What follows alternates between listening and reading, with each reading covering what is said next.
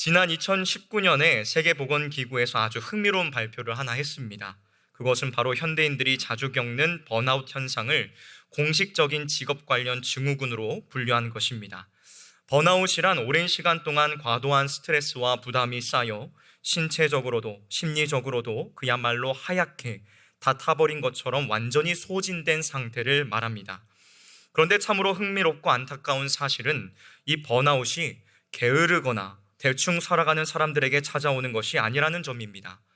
오히려 삶의 현장에서 누구보다 열심히 살아온 사람들일수록, 남들보다 책임감이 강한 사람일수록 더 쉽게 이 무기력의 늪에 빠진다는 것이 여러 연구를 통해 밝혀지고 있지요. 그래서 오늘날 수많은 사람들이 이 고갈된 힘을 회복해 보고자 힘을 씁니다. 잠시 일상을 벗어나 충분한 휴식을 취해보기도 하고, 자기 개발을 위해 새로운 목표를 세워보기도 하며, 때로는 소중한 사람들과의 만남 속에서 위로를 찾아보려고도 합니다. 그러나 여러분, 우리의 현실은 어떠합니까? 잠시 몸과 마음이 회복되는 것 같다가도 얼마 지나지 않아 다시 똑같이 지치고 무기력한 내 자리로 돌아와 있는 자신을 발견하게 되지 않습니까? 그렇다면 이것은 왜 그런 것일까요? 우리는 왜 자꾸만 이 무기력증, 이 번아웃의 이 쳇바퀴 속에 살아가게 되는 것일까요? 그것은 우리가 아직 내 영혼을 살리는 근본적인 힘의 원천을 찾지 못했기 때문입니다. 오늘 우리가 함께 살펴볼 이 느헤미야 8장에 등장하고 있는 이스라엘 백성들의 모습도 이와 크게 다르지 않았습니다. 이들은 기나긴 바벨론 포로 생활을 마치고 꿈에 그리던 고향 땅으로 돌아온 사람들이었습니다. 그러나 돌아와 보니 예루살렘 성벽은 무너져 내려 있었고 성문은 불타 있었으며 삶의 터전은 처참하게 황폐해져 있었습니다. 그럼에도 그들은 수많은 반대와 생명의 위협 속에서 끝내 성벽을 다시 쌓아올리는 기적을 만들어냈습니다. 그런데 참으로 이상한 일이 발생합니다. 성벽이 완성이 된 이후에도 그들의 마음속에는 여전히 채워지지 않는 깊은 공허감이 있었습니다. 눈에 보이는 외적인 회복은 이루어냈지만 정작 그들 영혼을 지탱해야 될 참된 힘은 아직 회복이 되지 않았던 것입니다. 바로 그때였습니다. 이스라엘의 모든 백성이 자발적으로 수문 앞 광장에 모여들기 시작했습니다. 이것은 누군가 강제적으로 명령한 것이 아니었습니다. 한 사람처럼 한 마음으로 그들이 자발적으로 모였던 것이죠. 그리고 그 자리에서 학사 에스라가 모세의 율법책을 펼쳤고, 느헤미야는 무너진 백성들의 심령을 향해 위대한 진리를 선포합니다. 뭐라고 선포하고 있을까요? 여호와로 인하여 기뻐하는 것이 너희의 힘이니라. 사랑하는 성도 여러분, 오늘 이 말씀 앞에 나온 우리 모두가 수천 년 전 이스라엘 백성들에게 선포되었던 그 영원한 힘의 근원을 이 자리에서 다시금 굳게 붙드는 귀한 은혜의 시간이 되기를 주님의 이름으로 축원합니다. 먼저 첫 번째로, 우리는 참된 힘을 회복하기 위해 삶의 한가운데에서 하나님의 말씀 앞에 서야 합니다. 우리가 힘을 되찾기 위해서는 어디 앞에 서야 된다고요? 하나님의 말씀 앞에 우리는 서야 합니다. 성벽 공사가 52일 만에 기적적으로 끝난 직후였습니다. 그 승리의 감격이 채 가시기도 전에 백성들은 다시 한자리에 모였습니다. 이번에는 누군가의 부름이 있었던 것이 아니었습니다. 오늘 본문 바로 앞부분인 느헤미야서 8장 1절은 이렇게 기록합니다.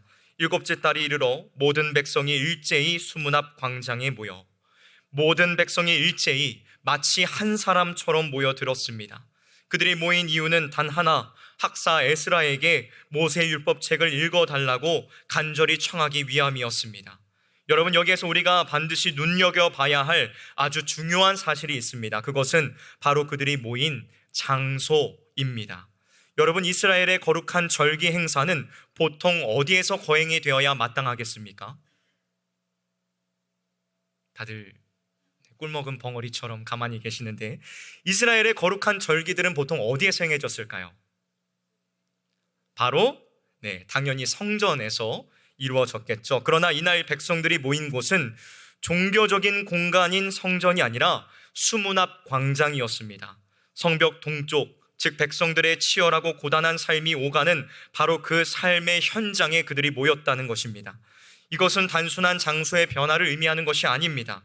하나님의 말씀이 예배당이라는 특정한 공간에만 갇혀 있는 것이 아니라 우리의 일상, 바로 삶의 한가운데에서 울려 퍼져야 한다는 것을 이 장면이 고스란히 보여주고 있는 것입니다. 에스라가 특별히 만들어진 나무 강단 위에 서서 율법책을 펼쳤을 때에 놀랍게도 모든 백성이 자리에서 일어났습니다. 이것은 단순히 예의를 갖추기 위한 행동이 아니었습니다. 하나님의 말씀 앞에 내 자신을 철저히 낮추고 그 말씀을 온전히 내 마음과 신비 가운데 새기겠다는 거룩한 경애와 갈망의 표현이었습니다. 그렇게 시작된 율법 낭독은 새벽부터 정오까지 무려 6시간 동안 계속되었습니다. 여러분, 6시간 동안 예배가 계속된다고 생각해 보십시오. 하실 수 있겠습니까? 고개를 막 가로저으시는 분도 계시고 그러는데, 자, 오랜 포로 생활과 성벽 재건으로 뼛속까지 지쳐있던 그들이었지만 그 긴 시간 동안 아무도 그 자리를 떠나지 않았습니다. 이것은 말씀을 향한 진지한 갈망 없이는 결코 일어날 수 없는 기적인 것이지요. 또한 에스라가 율법을 낭독하는 동안 13명의 레위 사람들이 회중 곳곳에 배치되었습니다. 그들은 포로 생활을 오래 하면서 히브리어를 잊어버린 백성들을 위해 말씀을 아람어로 통역하고 그 뜻을 알기 쉽게 풀어 설명해 주었습니다. 본문 8절은 하나님의 율법책을 낭독하고 그 뜻을 해석하여 백성으로 그 낭독하는 것을 다 깨닫게 하니라고 기록합니다. 말씀이 그저 귀에 들려지는 것에서 그치지 않고 백성들의 심령에 깨달아지는 데까지 나아간 것입니다. 사랑하는 성도 여러분, 오늘 우리가 이 자리에 나와 앉아 있는 것도 바로 이 이스라엘 백성들이 수문 앞 광장에 모인 것과 같습니다. 말씀 앞에 선다는 것은 단순히 주일 이 하루 예배당 의자에 앉아 있는 것을 의미하지 않습니다.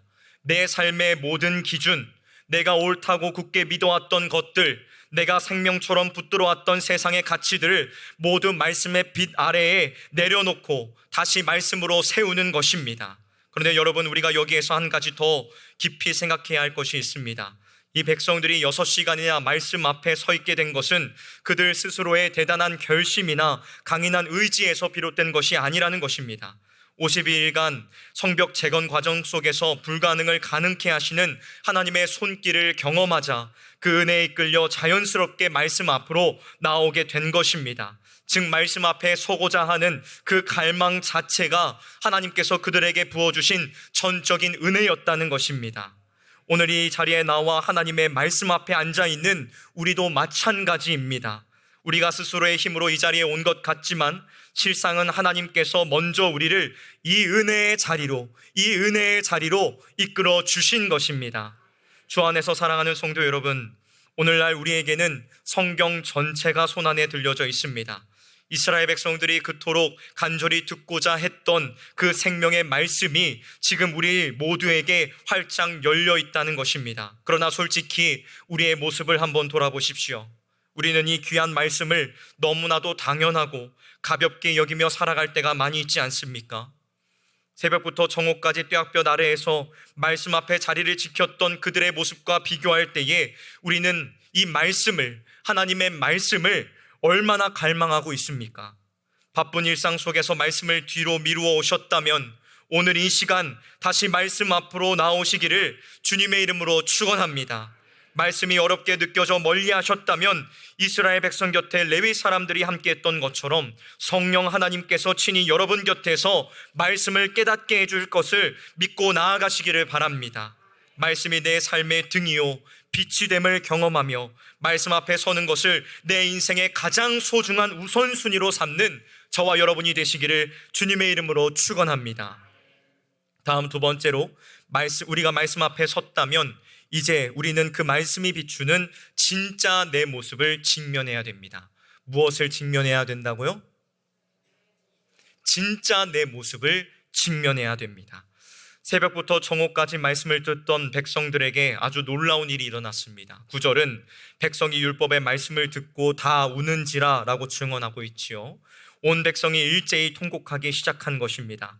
이것은 분위기에 휩쓸린 감정적인 눈물이나 절기에 따른 형식적인 애곡이 아니었습니다.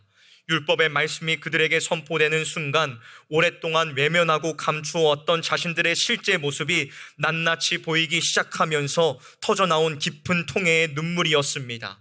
끔찍했던 수십 년간의 포로 생활, 무너진 성벽, 황폐해진 삶, 그 모든 고통과 비참함의 뿌리가 결국 말씀을 떠난 자신들의 죄악 때문이었음이 말씀의 거울 앞에 선명하게 드러난 것입니다. 히브리서 4장 12절은 하나님의 말씀이 가진 능력을 이렇게 증언하고 있습니다. 하나님의 말씀은 살아있고 활력이 있어 좌우의 날선 어떤 검보다도 예리하여 혼과 영과 및 관절과 골수를 찔러 쪼개기까지 하며 또 마음과 생각과 뜻을 판단하니. 그렇습니다, 여러분. 하나님의 말씀은 우리가 스스로 보지 못하는 깊은 내면까지 뚫고 들어가 우리의 진짜 모습을, 우리의 진정한 모습을 드러냅니다. 오랫동안 세상의 가치로 그럴싸하게 포장해 놓았던 우리의 교만, 얄팍한 우리의 이기심, 하나님보다 물질을 더욱 사랑했던 우리의 부끄러운 민낯을 가차없이 드러낸다는 것입니다. 사랑하는 성도 여러분, 그래서 말씀 앞에 선다는 것은 때로는 참으로 불편한 일입니다. 말씀은 내가 사람들에게 보여주고 싶은 멋진 모습이 아니라 감추고 싶은 추악한 모습을 들춰내기 때문이지요. 그래서 어떤 사람들은 내 모습이 너무나도 부끄럽고 초라해서 오히려 말씀으로부터 멀어지고 싶다고, 도망치고 싶다고 고백하기도 합니다.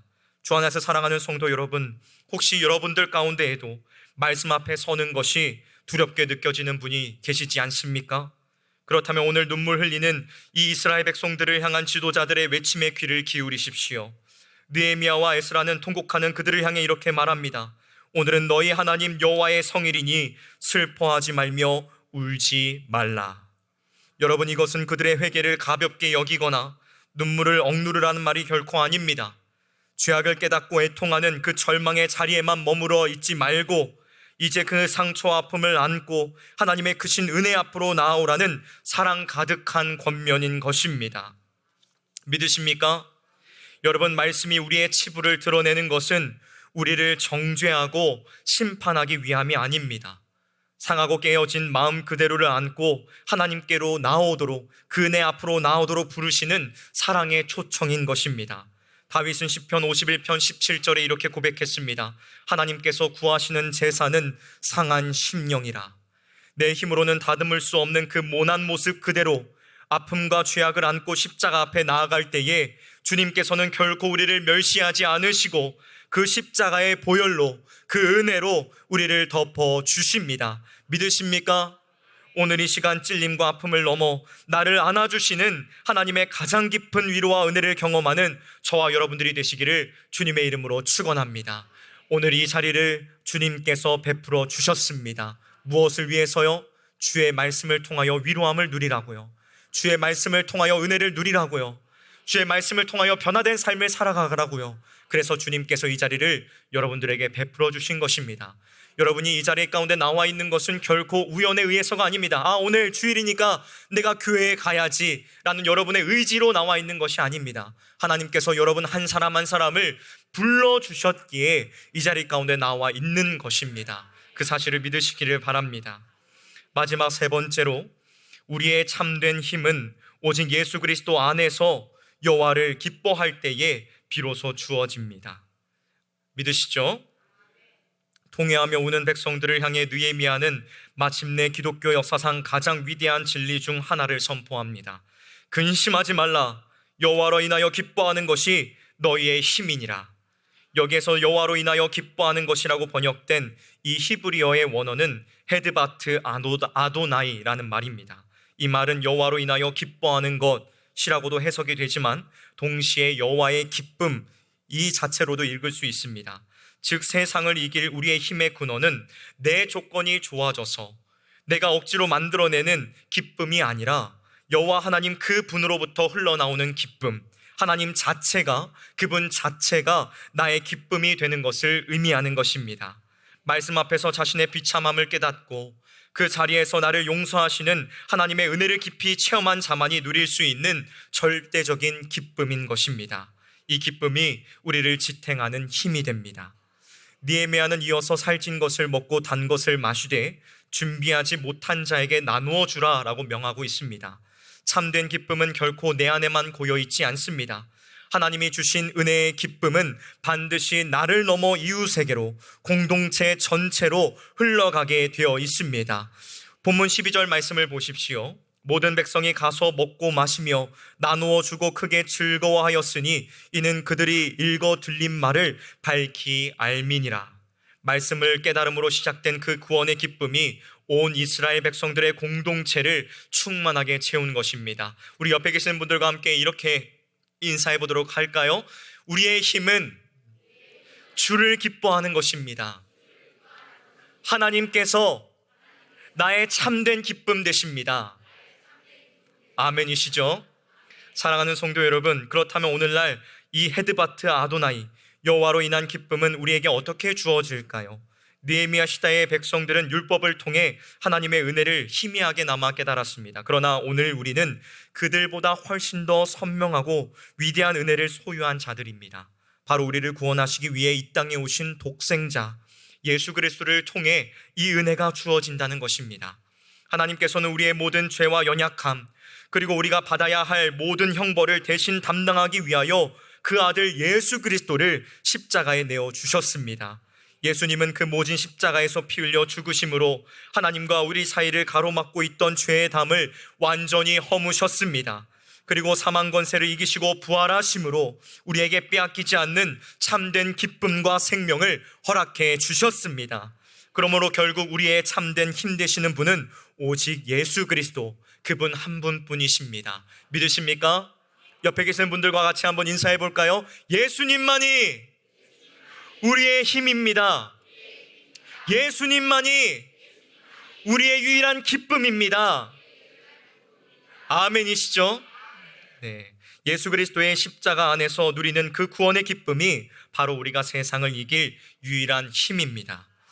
여러분, 우리가 삶 속에서 힘을 잃고 번아웃에 빠지는 이유는 무엇입니까? 그것은 바로 기쁨을 잃어버렸기 때문입니다. 그렇다면 우리가 삶 속에서 기쁨을 잃어버리는 이유는 무엇입니까? 우리의 시선이 나를 살리신 예수 그리스도가 아니라 당장 내 앞을 가로막고 있는 삶의 무거운 짐들과 문제들을 향해 있기 때문입니다. 여러분, 사도 바울을 한번 생각해 보십시오. 그가 주 안에서 항상 기뻐하라, 내가 다시 말하노니 기뻐하라 라고 외쳤을 때에 그는 안락하고 평안한 곳에 있지 않았습니다.